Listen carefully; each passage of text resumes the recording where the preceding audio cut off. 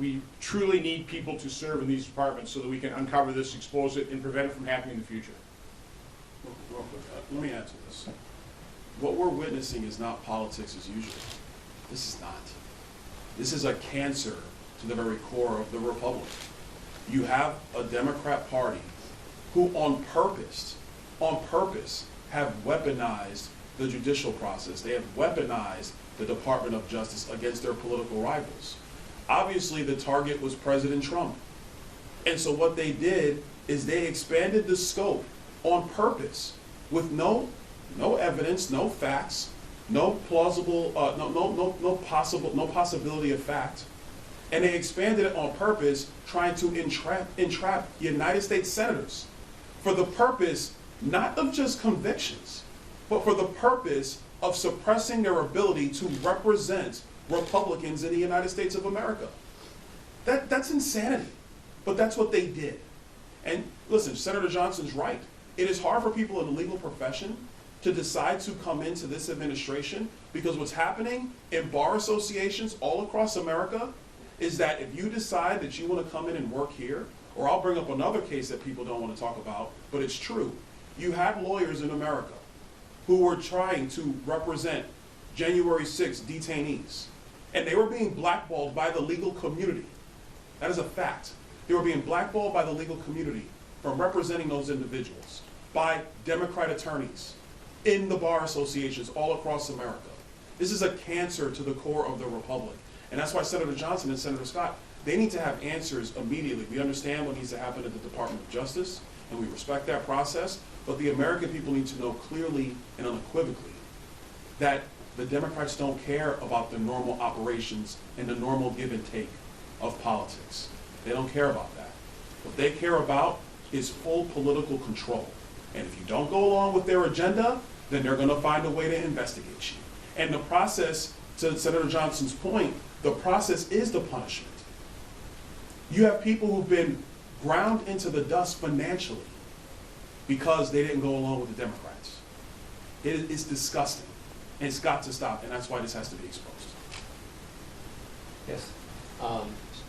Two-parter. First off, you characterize this as a dragnet. From the skins I've read, from my understanding, they're mostly for like a 4-day period. I believe the 3rd through the 7th of January of 2020. That's what I've seen so far online.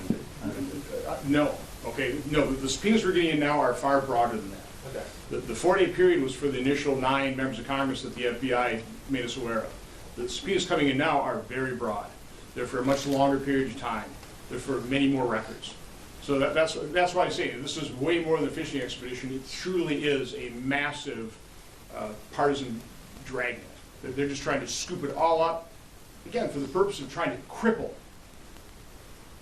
their political opposition. Well, they just want to destroy lives. I mean, they don't care about destroying lives. It's somebody like Judge Troop is an honorable man, probably the best election attorney in Wisconsin. It was great that he was willing to serve the President of the United States. They are literally destroying him, but they don't care. They couldn't care less. they have by the way, just remember what they have. They have unlimited resources. So if you're a private citizen, you don't have unlimited resources. Right? So their goal is to destroy you, and financially they're going to destroy you. You don't have the resources to fight the federal government. So if you're in business, you don't go along with them, they'll go after you.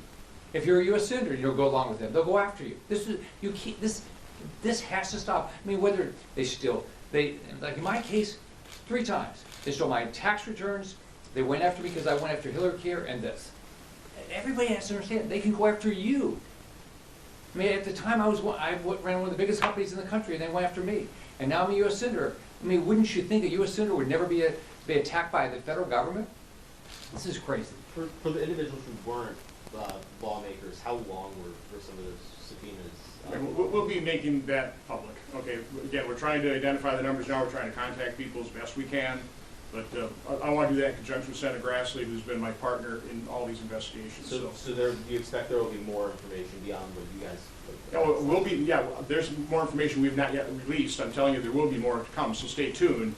And I'm hoping that if there's more information to come, that Verizon will continue to produce documents, and then hopefully the Justice Department as well, and whistleblowers.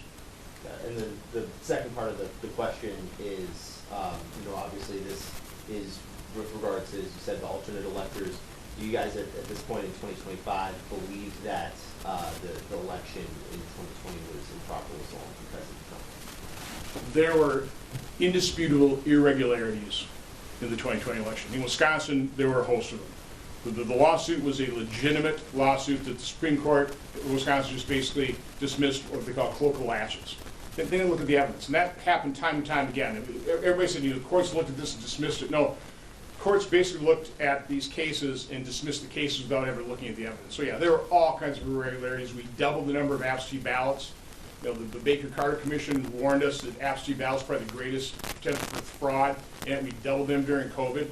So yeah, I mean, the irregularities are undeniable. To the extent that it impacted the election, that's what you really can't, with any definitive answer, say. Well, real quick, to the point of your question. Yes, and Senator Johnson is right. There were many irregularities in 2020 that have been documented.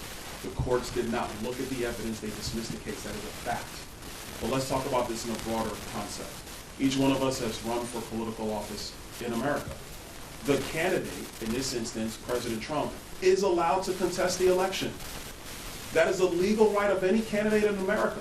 But the Democrats didn't want that. Let's remember the entire premise of this thing. You're allowed to contest the results of an election if you're the candidate in that election. That is your legal right and ability to do so, which should be protected. But the Democrats didn't want that. They wanted everybody to move on. They wanted no examination of it. They wanted no ability to question it. And let's take a further step back. And what did they do with the results of the 2020 election? They put in a president of the United States who had no mental capability to do the job. And then lied to the American, they lied to you, the press. They lied to you guys, time and time again. Oh no, Joe Biden's fine, everything's okay. You didn't see the man for 6 months, 8 months, 10 months. He wasn't holding cabinet meetings. He would come out, have 3 cards, and when he was done, they would usher him back off stage.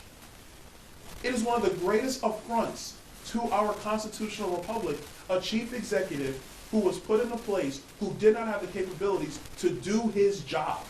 You guys in the press watched it. We watched it here on Capitol Hill. But you want to talk about 2025? There were irregularities. President Trump was well within his rights to question that. And he did, obviously. But that doesn't warrant a massive investigation. That does not warrant Jack Smith, a rogue prosecutor who, by the way, this is not the first time Jack Smith has done something like this. Go talk to former Governor Bob McDonnell of Virginia, because he did it to Bob McDonnell too. And they turned that guy loose. Judge Boasberg was a part of it. Why? To go after their political rivals. And in my book, now 5 years later, to protect the ineptitude and the radicalism of Joe Biden's presidency. We don't even know if he was mentally with us the last 2 years. We don't know. You have his wife's right hand, Anthony Bernal, pleading the fifth in House depositions. You have his doctor pleading the fifth in House depositions. I was present for both of those. He's pleading the fifth. Does not want to answer the American people to the mental capabilities of President Biden. But when this issue comes up about the weaponization, which did occur, of the Department of Justice, going after their political rivals for the purposes of trying to win elections and maintain power, that's your story. Not whether President Trump challenged the results of the 2020 election, which, to be blunt, he had every right to do, and there were major irregularities in that election. Which my opponent did in 2018, and I went through three recounts. He And did, I was there. everybody said that was okay. Yeah, I was there, it's true. Thanks, everybody. Thank you. Thank you.